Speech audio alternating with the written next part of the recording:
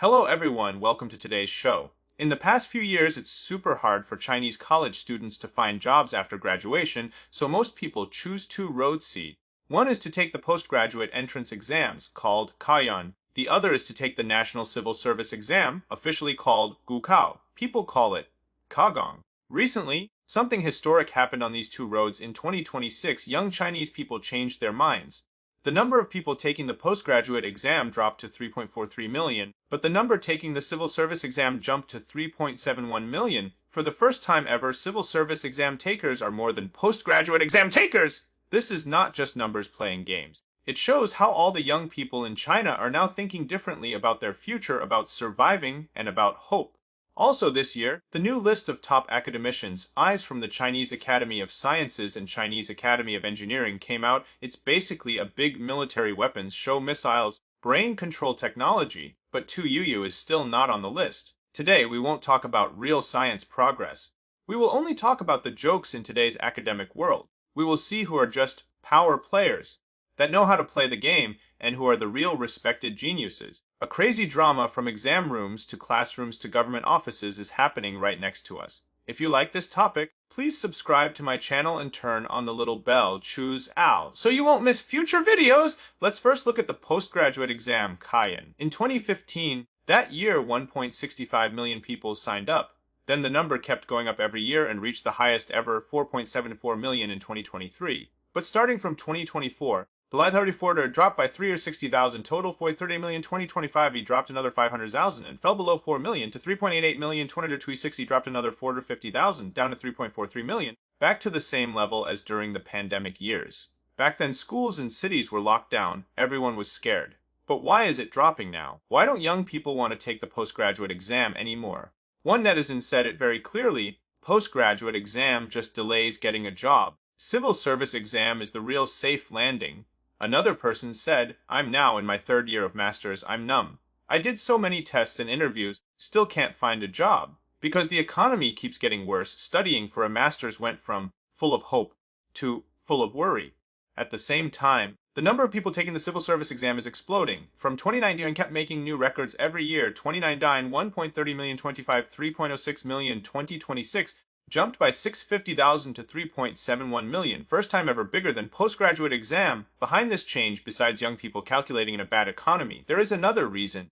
The government made the rules looser. On October 15 this year, the first day of registration, the official notice said age limit for civil service exam is now under 38s, used to be 35. For fresh master's and PhD graduates in 2026, the limit is even raised to under 43, so a big group of people who couldn't apply before now can. Many people say, civil service exam feels like the very last straw to grab. Also, university tuition went crazy high, which made the postgraduate exam even colder. When money is tight, this becomes a very real problem. Masters and PhD cost more and more, but after graduation the pay is not good, and even masters and PhD graduates have to fight with bachelor graduates for the same bad jobs. Many people think, no matter how I calculate, it's not worth it. In 2025, more than 20 provinces raised graduate school tuition by 35%. Some top universities doubled tuition for some majors from 40,000 yuan to 80,000 yuan a year. One statistics master student showed his bill 100,000 yuan per year. Even crazier, full-time accounting PhD at Shanghai Jiaotong University costs 520,000 to 780,000 yuan total. Tell me, who still dares to go for a master's degree? Chinese young people are not lazy and not afraid of hard work. They just did the math clearly now. Master's degree does not promise a good job. Civil service exam at least gives a stable ticket. Facing graduate to unemployed, more and more young people choose civil service exam. It is helpless, but it is also waking up. This is not just numbers switching places. Millions of young people are standing at a crossroads. What do you think about this switch from postgraduate exam cold, civil service exam hot? Please leave a comment and tell us. We just said young people fight so hard for civil service jobs because they want stability and respect.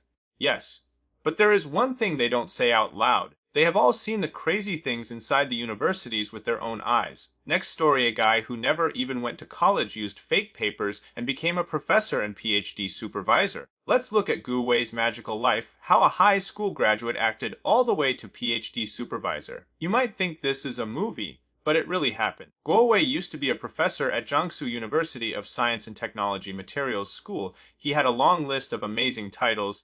Top scorer in Gokao, or 7 city science papers, 68 international patents, 80 million yuan from German Foundation. For an academician, every title is golden in the academic world. Result, everything was fake, and this lie lasted more than 2 years before people found out. On November 18, 2025, the university announced Go Wei did serious academic cheating, faked education and resume, contract cancelled, reported to police. Yes, this top talent never went to college, only finished high school. He got into a real university and became a PhD supervisor. This whole story is like a Chinese version of academic fraud reality show. Go Wei made up a perfect fake resume. 1994 Shai Province Gakko top score with 685 points, entered Xi'an Jiaotong University, spent 20 years teaching in Japan and Germany, guided many PhD and master's students, got 86.5 million yuan from German Science Fund, published more than 170 SCI papers, 68 patents for an academician of Russian Academy of Engineering. When people check, real 1994 Shaanxi top scorer was surnamed Chu and went to Tsinghua University. German Academy never had Gu Wei. That Russian Academy never had him either. Basically, he used AI to make up the whole story. The first crack came from a student who got suspicious. In 2024, a PhD student named Lin Chu became Go Wei's student.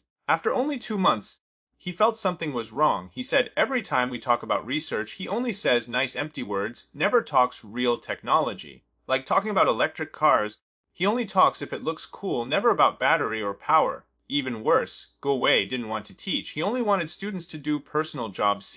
3 days a week to help him get money back from bills, pick up packages, make PPTs, print stuff. Lin Chu saw many receipts, money for buying fake rankings, fake projects, paying to put name on books, etc. Lin Chu couldn't stand it anymore, quit school, and lost his fresh graduate status. He said, I plan to finish PhD in 3 years and go home to teach in Hebei. Now everything is ruined. There's more. According to business records, Gu Wei is a broke businessman full of debt. He has 9 companies already closed. 2 years before entering the university, he already owed almost 400,000 in yuan and was on the no high-speed train, no hotel blacklist. A guy like this, full of debt and lies, became a PhD supervisor at a real university with high salary as special talent. This is pure magic realism. Question, his resume is fake with 1 click to check, but the university really believed it and signed the contract. Insiders say he came through a headhunter company and skipped the normal teacher checks. Universities have a fast lane to grab talent quickly, no time to check background, just see many titles and papers, sign first. Why are universities in such a hurry? Because the whole system pushes them. They need performance points, need to upgrade ranking, need to look good, need to fill talent quota every year. So anyone with fancy academic hats gets grabbed. More titles, tight better. Real or fake, bring in first. This is the reality in many Chinese universities right now. As long as faking is cheap and reward is big, more Gu Weis will keep coming. Gu Wei got caught, but will the next fake guy be smarter? Right now, Go Wei is locked up in Zhenjiang Detention Center. The university says they will deeply reflect and punish responsible people. But can one piece of paper fix the huge holes in the whole academic system?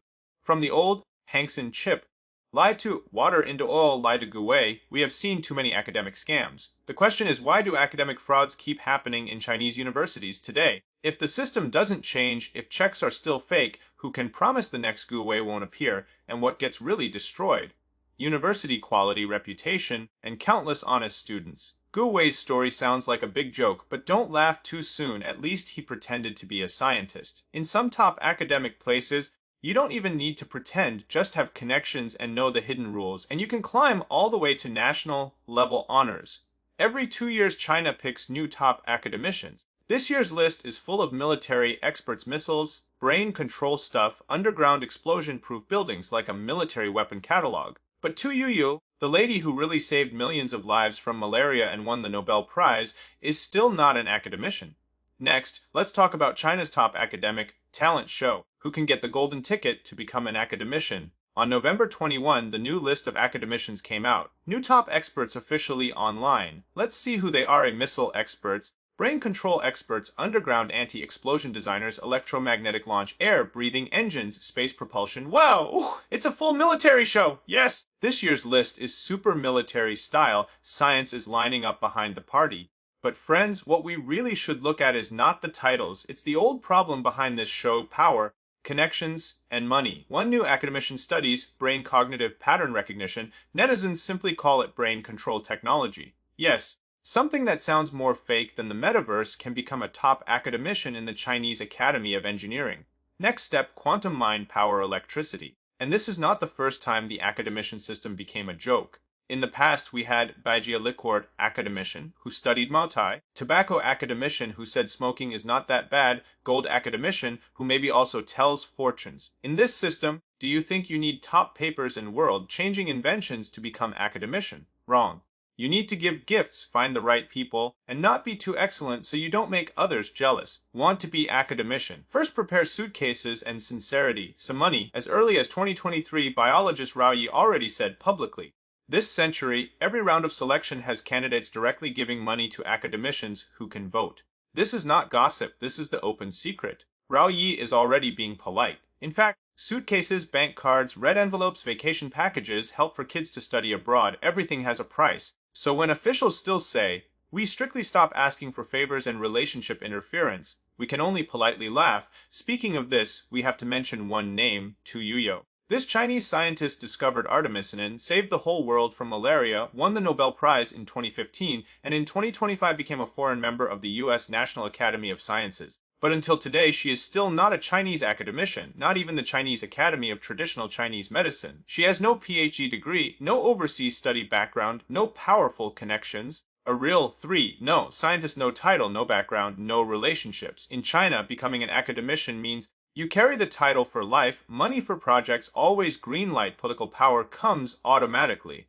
You can become a member of CPPCC or People's Congress, enter the top of science officials. It's not just an academic honor, it's a VIP card to China's special privileged society. But when this card can be bought with gifts, who still wants to stay up all night in the real lab? From this year's list, we see not China's science progress, but the same old system. When the academic world becomes a branch of the power game, when the academician list becomes who gives better gifts gets in, then this so-called national honor has nothing to do with real science anymore. Last question. Can you remember the last Chinese academician who became famous because she invented something that really changed the world? If you can, congratulations. If you can't, it's normal. These years people remember Baijiu academician more than the name of the person who actually saves lives. Welcome to leave your thoughts in the comments. See you next time!